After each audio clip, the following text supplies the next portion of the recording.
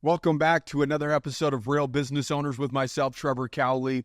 This is another solo episode topic that I'm really passionate about because I want to talk you through it and let you into my mind a little bit in regards to how I feel about it, because I just feel as though that the majority of people aren't doing this enough. And I believe it's extracting data. You know, a lot of people say, well, I don't have any regrets or I wouldn't be where I am. I get all that. That's all fine and dandy, but there are different types of regrets. And our job is to extract data as human beings. The more data that we extract, the more self-aware we become. If I put myself in X environment, usually the probability of X happening increases. And it's up to us to say, well, maybe that's not a good environment for me to go into.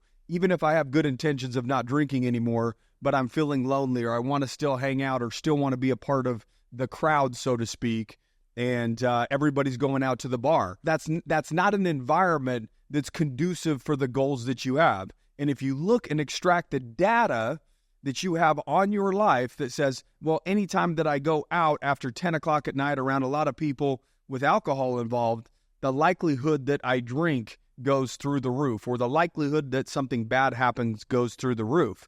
And so I don't think, maybe the term or the word regret turns people off a little bit, but if we didn't regret some of the things that we've done in our life, what would be the point of making a change? Maybe you regret not taking your health more seriously, and that's why you want to make a change.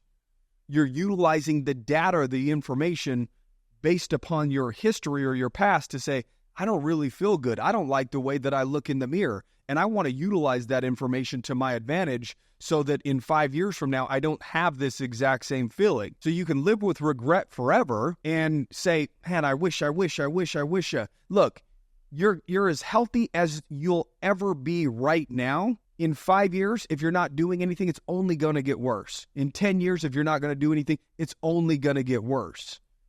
And so if you don't do anything about it now, in 10 years from now, you're going to wish that you had the body that you have now in order to start your journey of becoming healthy. You're not getting any younger, right? So if you already regret maybe some life decisions or, man, I should have started that business or missed opportunity.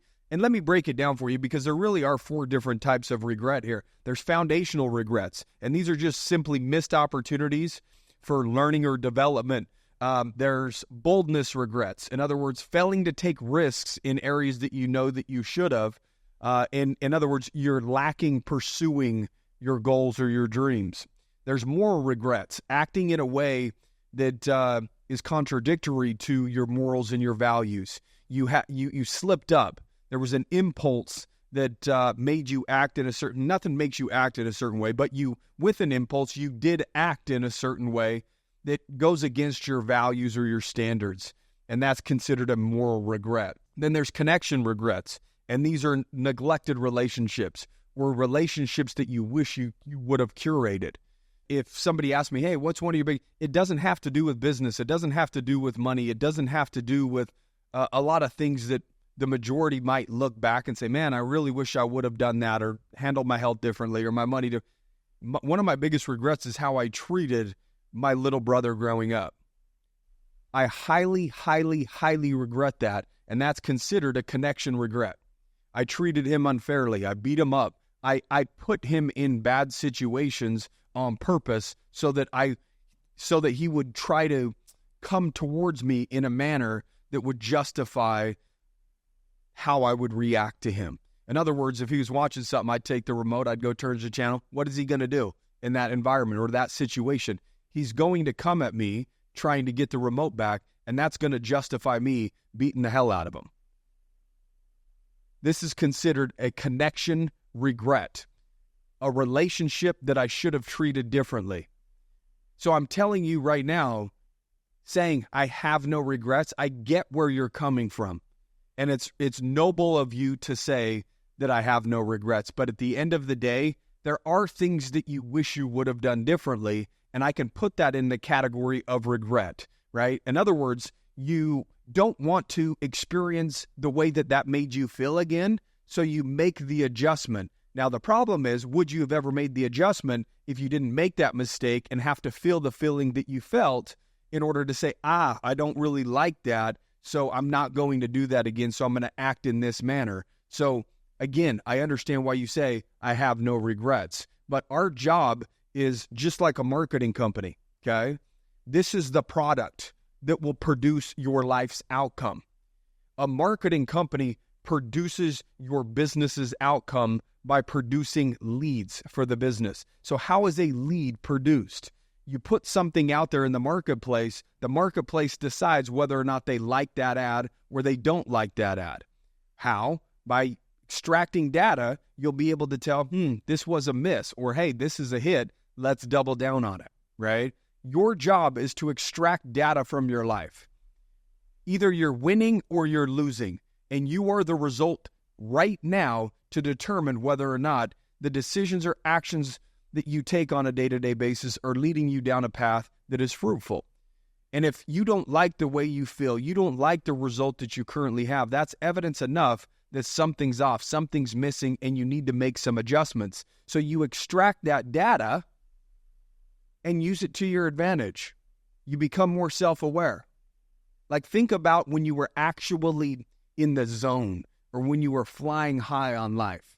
My guess is there was some sort of system, there was some sort of routine, there was some sort of challenge, there was something that was keeping you intentional. Was it difficult? Was it hard? Absolutely, because nobody goes through something easy and also flies high. Those two things just don't go together. But when you're flying high, it's because you're putting the pieces of the puzzle together, whether that's through some forced accountability with some type of challenge that you're currently going through, or whether you're just becoming more self-aware and you say, hey, I really like when I do this because it makes me feel like this. Or, hey, when I do this, it brings me in this type of result. Or when I reach out to friends or family members, my connections go up and I feel better. So in other words, what you put out is what you get back. So in other words, if you're trying to make a connection with people and you say, hey, how you doing? Just check on and sending you love. Hope you're having a good day. The funny thing about that is what you're doing is you're giving love to yourself, because what's going to happen is you're going to have somebody message you back another positive message and saying, hey, thank you so much. Love and appreciate you, blah, blah, blah, blah, blah, whatever it may be, right? And so what you're doing is you're putting out good into the world and you're going to receive that. And you might like the way that that makes you feel so that you make that a priority, right? So whether it's reaching out and curating and continuing to build these relationships, if that makes you feel good because of what you receive back, then great, continue to do it. But guess what? You're also making other people feel good in the process. So it's a win-win situation. If you move your body and every time you walk out of the gym, you say, man, I really love the way that I feel right now. I feel confident. I feel happy. I feel proud of myself. Utilize that data to your advantage and do that more frequently. If you have data on yourself that when you were reading, you were thinking a little bit differently. And when you were thinking differently, it made you want to be better. Utilize that data to your advantage and create space for reading. It doesn't matter what it is. In order for you to see success, is you have to know where you fall short. How you know where you fall short is by utilizing the information that's already been given to you. Your current result is only a record of the past decisions, past actions, past thoughts, past people that you hung out. Look, it's either good or it's bad. Use it to your advantage. I'm telling you right now, I'm a completely different person than I was 15 years ago. 15 years ago, I was blacking out, maybe 16 years ago, blacking out probably 3 or 4 times a week. Well, 16, 17 years ago, I was coming off of drugs, so I was a heavy drug user. Then it went to alcohol. I no longer use drugs. I no longer drink except for maybe once, 2 times, 3 times a year, a glass of wine. Why? Because I have a record of the past saying, well, when you drink, you don't really feel good the next day. And what makes you feel good the next day is when you get up and you run your 10 miles. And when you're done with that, man, that feels really good. But anytime that you've drank and you've tried to get up early and go do the thing that makes you feel good, it's that much more difficult. And you actually feel like crap doing the thing that makes you feel good. And I utilize, again, evidence to my advantage. Before I go to bed, I drink enough water to make sure that I don't wake up with a headache or feeling lousy so that I can still execute on what I want to. And I make sure that I don't overdo it so that I don't have that feeling that's going to ultimately hold me back from performing in a way that I want to perform the next morning so that I could feel the way that I want to feel. So I'm utilizing data to my advantage. And again, back to the point I was making, completely different person. I've been a drug addict. I've been an alcoholic to the point where I was blacking out 3 or 4 times a week. I've been to the point where anytime that somebody would shoot a text, hey, let's hang out, let's do this, I'm all over it.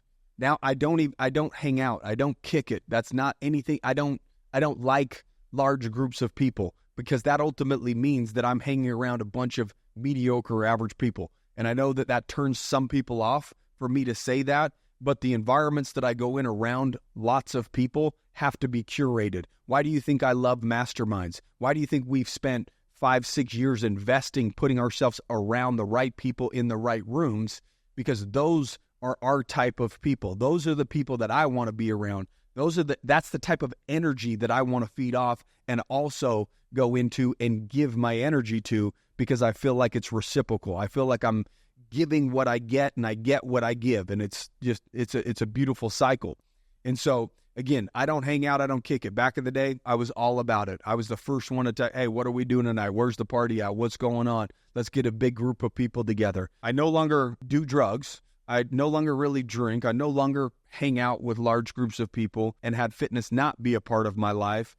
And now fitness is literally the foundation of my life. It's literally what I've built my life around in order to feel the way that I feel so that I could produce the way that I produce, right? And so I used to not be a runner. Now I'm a runner. I used to not read. Now I read. Literally, I can go down a list of things that I used to never do and a list of things that I used to always do. I never do the things that I used to always do. And now I always do the things that I used to never do. And the funny thing about that is when I was over here on this side doing the things that I never do at this point anymore, I was miserable. I was depressed. But on the outside, it looked like I had a pretty good life, hanging around a bunch of people, laughing, partying, having a good time, quote unquote, right? Based upon what I thought that was, based upon the knowledge experience of my life at that point. I didn't have enough data to extract. I was young and I was dumb. And again, the data that I have now was based upon those times and saying, that didn't produce an ideal result or an ideal life. So I'm going to do completely opposite. And it didn't happen overnight. But now I do things that make me feel good in my body and mind that, are based around values and standards of excellence. If it's not something that I would be proud of having a bunch of people know about, it's just something that I won't do.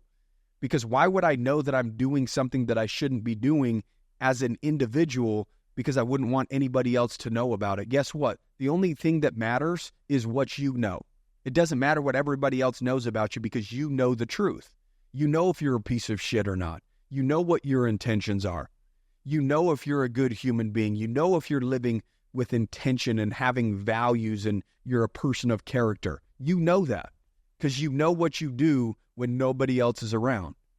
When you have an opportunity to slip up, do you slip up? When you have an opportunity to skip the workout, do you skip the workout? When you have the opportunity to go party, do you go party? Like you know. You have the data. You are it. And you're either purposely blinding yourself to that data and distracting yourself, or you're going to use it to your advantage and build a life that very few people could even dream of. You could build a life where you feel happy and fulfilled based upon your daily actions, not necessarily some result that your daily actions produce. And if all you're doing is an action for a result, you're living a life in anticipation, which isn't a good, happy, fulfilled life. If anything, you're going to create your own misery by living in anticipation. Well, I don't have it yet. I don't have. When you've built a life that makes you feel good, you enjoy the process. And the question is, are you focused more on the result of where you're trying to go or what the process is turning you into? Because if you've been in the game for 2, 3, 4 years, you could start looking back and saying, man, I'm a completely different person I was when I started this business, when I started my health journey.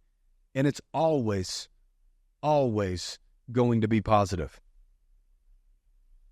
I'm telling you right now The only way for you to increase the belief in yourself of what's possible is by utilizing the information that you have access to and making those adjustments. And the only reason why you believe what you believe is based upon the data that you currently have. If I tell you to go run 20 miles and you've never ran a mile, you don't have a belief system to back that up. So therefore, you're going to say, there's no way that I could do that. But if you started and ran 1 mile, then 2 miles, then 4 miles, then 5 miles, and then 10, you're going to start increasing your belief and believing that that is possible. You're not going to believe that you can build a $20 million business when you barely broke $100,000 a year with your business, or $1 million.